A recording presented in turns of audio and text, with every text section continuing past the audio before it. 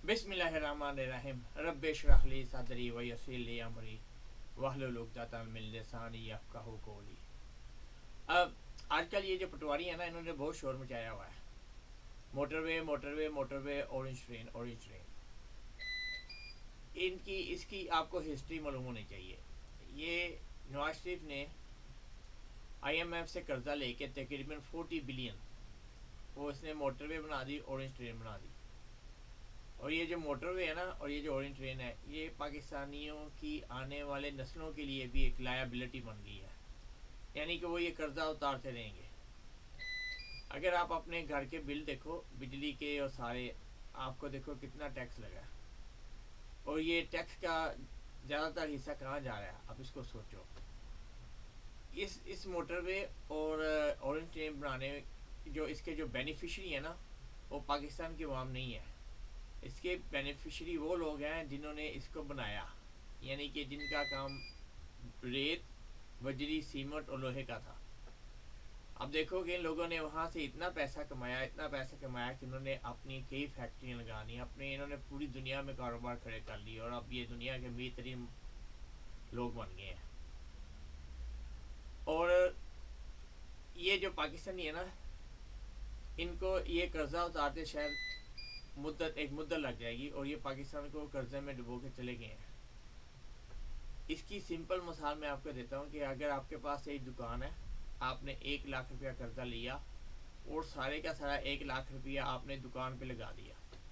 अभी आपके पास कारोबार, खाने पीने के लिए कोई पैसा नहीं बचा। यही हाल पाकिस्तान का हुआ है।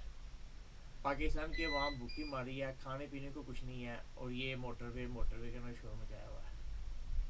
किसी भी कौम को तरक्की करने के लिए 3 चीज़ों की ज़रूरत होती है: खाने पीने की, तालीम की और बीमारी में इलाज की। अगर किसी कौम के पास ये चीज़ें हैं तो वो कौम तरक्की करेगी।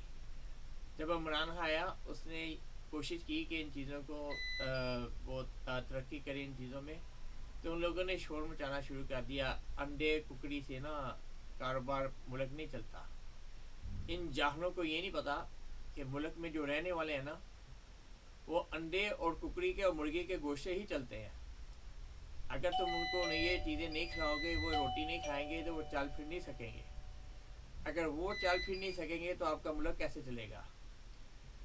आप देखो, आपने देखना है कि इन्होंने क्या किया, इमरान खान ने क्या किया। इमरान खान ने पाकिस्तान में रोटी के लिए उसने ज़राअत में तवज्जो दी, उसने पाकिस्तान के कारोबार में तवज्जो दी। टेक्सटाइल पाकिस्तान की उस वक्त बेहतरीन जा रही थी और उसने हर पाकिस्तानी के जेब में 10 लाख रुपए का सेहत कार्ड डाला।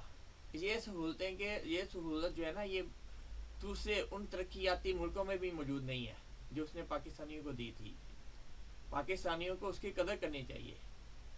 और जो एक और मसला इन्होंने शुरू किया है, कश्मीर 3 साल उसने 3 साढ़े 3 साल हुकूमत की। कहते हैं कि इसने कश्मीर बेच दिया।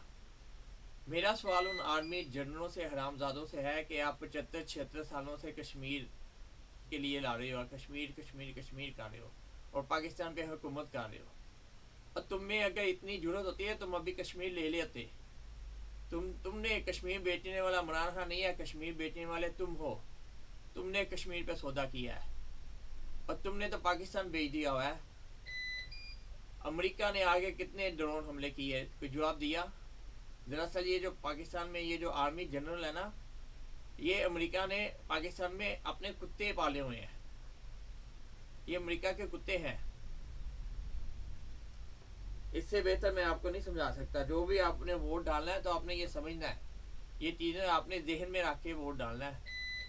अगर आपने तरक्की करनी है और खुददार कौम बनना है तो आपने एक खुददार बंदे को वोट देना है। अगर आप खुददार नहीं होगे तो आप में कोई कॉन्फिडेंस नहीं होगा और आप कहीं भी जाओगे ना तो आप कॉन्फिडेंस से बात नहीं कर सकोगे। आपके पास सेल्फ रिस्पेक्ट होना बहुत ज़रूरी है।